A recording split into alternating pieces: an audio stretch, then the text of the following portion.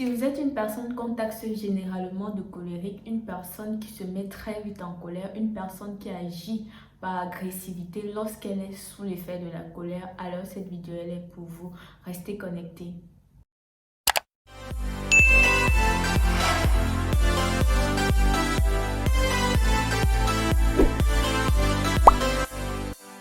Hello, bonjour tout le monde, bienvenue dans cette nouvelle vidéo d'Inspire by Winner. Je suis Inès Winner, très heureuse de vous retrouver. Ici, nous parlons de motivation, de développement personnel. J'inspire les personnes à accomplir leur destinée par des principes divins parce que je suis convaincue que nous avons tous une mission de vie à accomplir et parfois nous avons juste besoin d'une toute petite dose de motivation pour y arriver.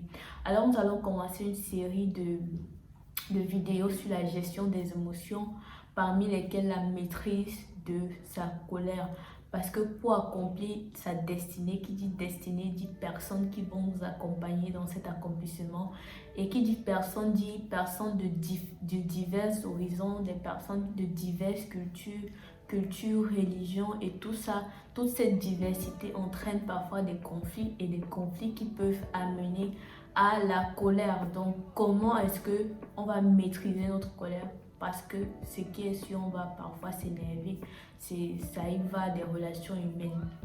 Donc ce que je vais vous conseiller de faire, c'est de vous éloigner de ce qui vous a mis en colère, de la personne, de la chose qui vous a mis en colère. Éloignez-vous tout simplement, ne dites pas des choses que vous pourrez regretter parce qu'on dit souvent que 99% des choses qu'on dit sous la colère, on le regrette toujours. Donc c'est mieux de vous éloigner si possible et de ne pas rester là. Maintenant, ce que je vais vous dire, c'est que parfois, il y a des situations où vous ne pouvez pas vous éloigner. Il y a des situations où vous êtes obligé de rester. Par respect même, par exemple, si vous êtes avec votre patron et qu'il vous met en colère, vous ne pouvez pas partir. Par respect pour lui. Donc, il y a des situations qui nécessitent que vous ne vous éloignez pas. Et dans ce cas-là, vous devez vraiment apprendre la tempérance, apprendre à vous calmer et à ne pas réagir sur la fureur, Donc c'est très important, calmez-vous et ne réagissez pas sous la fureur. Ensuite, vous pouvez vous vider. Quand vous êtes éloigné de la personne qui vous a mis en colère, vous pouvez aller vous vider.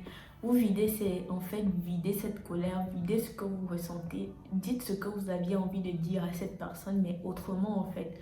Parfois, certaines personnes cognent sur le mur, mais ça, c'est dangereux parce que ça peut blesser. Certaines personnes se parlent au miroir. Moi, parfois, je marche, je suis en train de parler, je dis ce que j'aurais pu dire à la personne, mais je suis en train de le dire seule.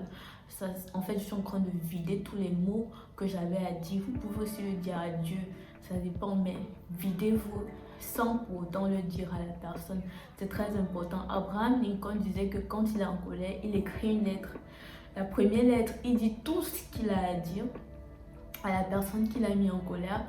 Et quand il relit, il voit que c'est vraiment affreux. Alors il déchire et il écrit une seconde lettre avec plus de raisonnement. Donc, il ne faut pas agir sur les émotions, mais agir avec raison. C'est ça qui est très important. Ensuite, vous pouvez demander de l'aide au Saint-Esprit. Moi, je demande de l'aide au Saint-Esprit généralement dans la gestion de mes relations et de tout en fait.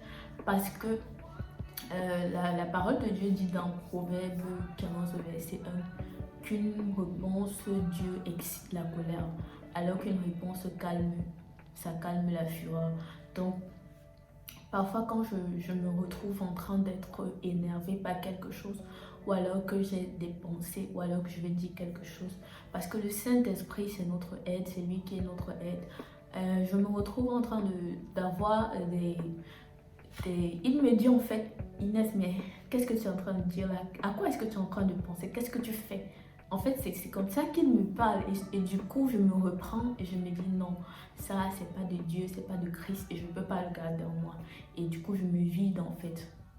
Donc, le Saint-Esprit est vraiment votre aide et c'est lui qui pourra vous aider à gérer ce que vous n'êtes pas capable de gérer. Parce qu'avant, quand moi j'étais en colère, puisque je sais écrire, non, je fais tout un long texte, tout un long texte pour dire ce que je pense, ce qui m'énerve et avec des mots vraiment blessants. Mais ça aussi, ça blesse la personne en face et parfois ça peut détruire les relations et ne plus jamais les construire. Donc, faites-le. demandez-lui de l'aide et certainement il va vous aider parce qu'il est notre aide sur la terre. Alors ensuite, quand vous êtes calme, quand vous êtes vidé de toutes les émotions négatives, de toute la négativité, vous pouvez maintenant retourner vers la personne. Retournez vers la personne et dites-lui ce que vous avez pensé. Peut-être que la personne vous a mis en colère sans même le savoir. Dites-lui comment est-ce qu'il vous a parlé, ça vous a blessé. Dites-lui ce que vous avez pensé. Mais cette fois-ci, vous allez voir que vous serez plus calme et les mots que vous allez utiliser seront plus doux, plus meilleurs que ceux que vous aurez utilisés si vous étiez vraiment sous l'effet de la colère. Et vous allez voir que parfois la personne va s'excuser et vous allez excuser, la pardonner à cette personne-là et vous allez reprendre vos bonnes relations comme c'était avant. Ou alors c'est tout en fait. Donc, il faut vraiment le faire pour pouvoir mieux gérer vos relations au quotidien. Sachez gérer votre colère et ne pas dire des choses que vous pourrez regretter plus tard. Donc c'est tout ce que je voulais partager avec vous sur la gestion de la colère, la maîtrise de sa colère. Nous allons nous retrouver pour une nouvelle vidéo, toujours sur la gestion des émotions avec un nouveau thème. D'ici là, portez-vous bien et je vous salue.